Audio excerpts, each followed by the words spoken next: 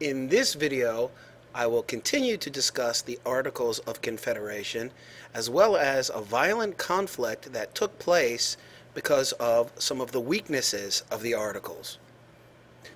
So you should have finished the front of the worksheet on the Articles of Confederation using this book and these pages.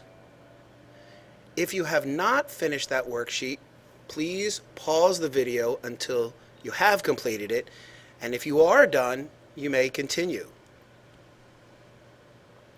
So I'm going to go over the answers to this worksheet, and if you need to erase what you put down, then just pause the video and change your answers.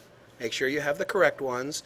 The ones that I'm going to show you are correct, but there are other possibilities that could be correct as well, and I'll discuss those as we get there. So, structure or form of national government. Number 1, weak national government.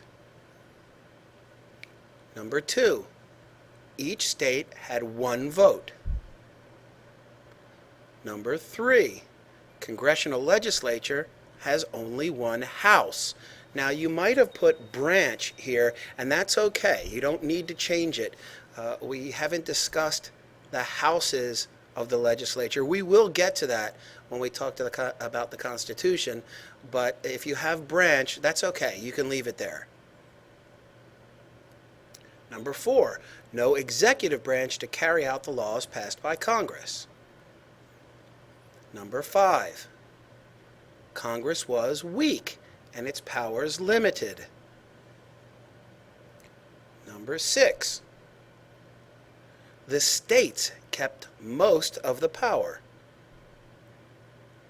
Number 7, 9 out of 13 states had to approve any decisions to make it a law. Number 8, all 13 states had to agree to any change in the Articles. B, achievements of the Articles of Confederation.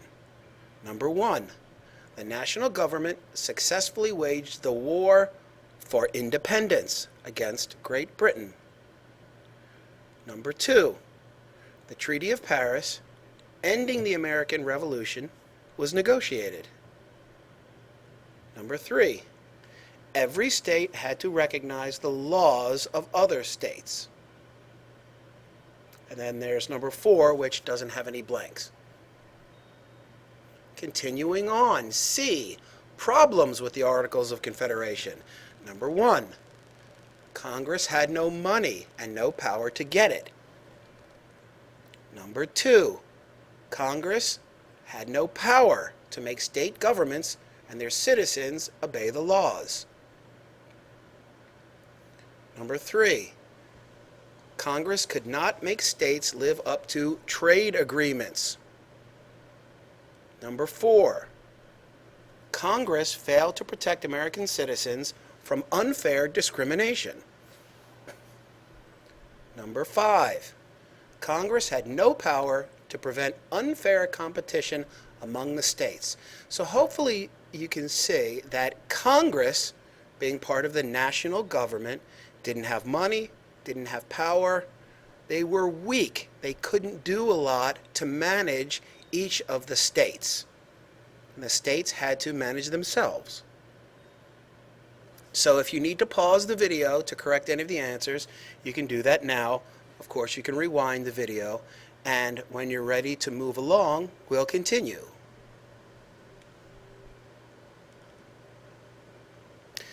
The people didn't like life under the Articles of Confederation, which is going to lead to a violent conflict. Again, remember that the Articles didn't give Congress any power to manage the states, so if there was an issue or a problem within one of the states, the state government could not call on the national government to come help them. And that's what's going to happen in this conflict, which is called Shays' Rebellion. Now you're going to want to open up the textbook called We the People to page 99, and you will see that there's a reading on Shays' Rebellion. I'm also going to put the text up on this screen so you can follow along there, or you can follow along in the book. Either way, but at this point, open up your book to page 99 and prepare to follow along with Shays' Rebellion. Why was Shays' Rebellion important? By 1786, many Americans were in financial trouble. Businesses failed, trade suffered, and many people were in debt. Soldiers who had fought in the Revolution still had not been paid. Congress could not control the country, and people worried about what would happen. Farmers in Massachusetts had serious economic problems. Farm prices were low, and when farmers could not pay their debts, many lost their farms and homes. Some were even put in prison. Many people claimed that the new state taxes had put them in debt. As a result, they felt that the state was not protecting their interests. Then a dramatic series of events that became known as Shays' Rebellion finally convinced many Americans that it was time for a change. In an attempt to keep the state from taking their farms, local farmers under the leadership of Daniel Shays began to close down the courts where their cases were heard.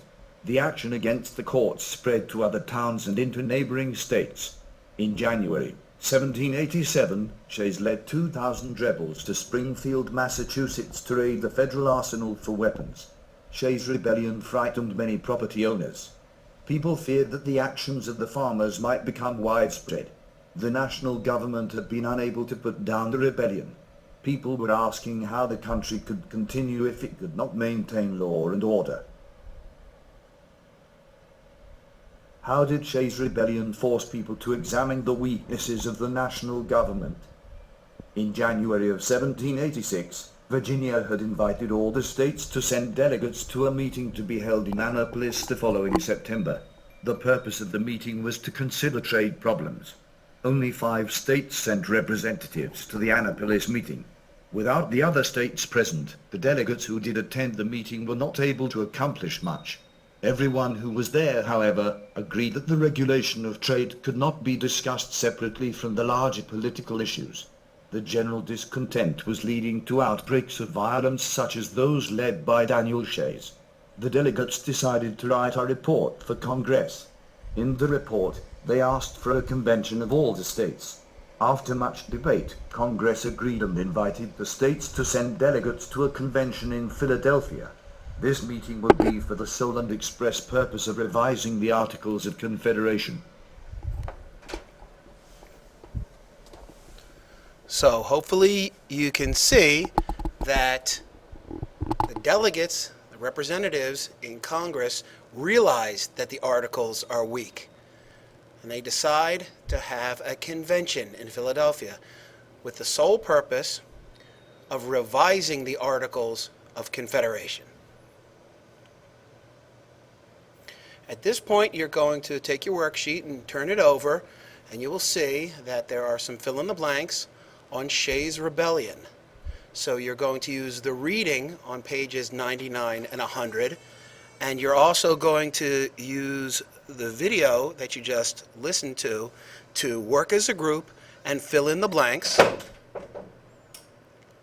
And once that is completed, you can continue this video. In the meantime, hit pause now.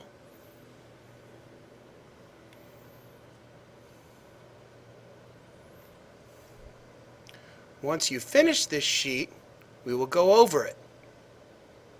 Please do not continue on if the sheet is not finished. D. Shays' Rebellion. Number 1. Massachusetts farmers had to pay more new taxes, but crop prices were falling, so they had less income. Number 2. Farmers who could not pay were forced to sell their farms or spend time in debtor's prison. Debtor's prison meant that if you couldn't pay your taxes, the government could take away your farm and arrest you and send you to jail. In September 1786, Daniel Shays led a group of farmers in an effort to shut down the Supreme Court in Springfield, Massachusetts. If the court was shut down, no one's property could be taken. Number 4, Shays' followers attacked the federal arsenal to gain new weapons to support the rebellion. Number 5, Massachusetts asked the national government for help in putting this rebellion down. There was little that the national government could do. Massachusetts had to settle this on their own. Number 6. Shays and his forces were finally defeated by state troops in January 1787. Number 7. Massachusetts freed Shays and other participants because they knew that many citizens agreed with the rebels and their cause. Number 8. The inability of the national government to help Massachusetts caused many to call for a stronger federal government.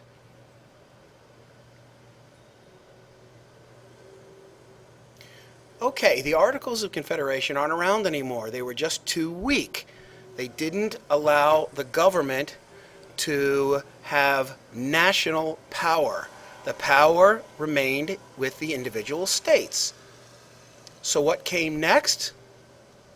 If you said the U.S. Constitution, you would be correct. And this is the next topic that we will study. Of course, if you have any questions or you need clarification on any of the information, please feel free to contact me.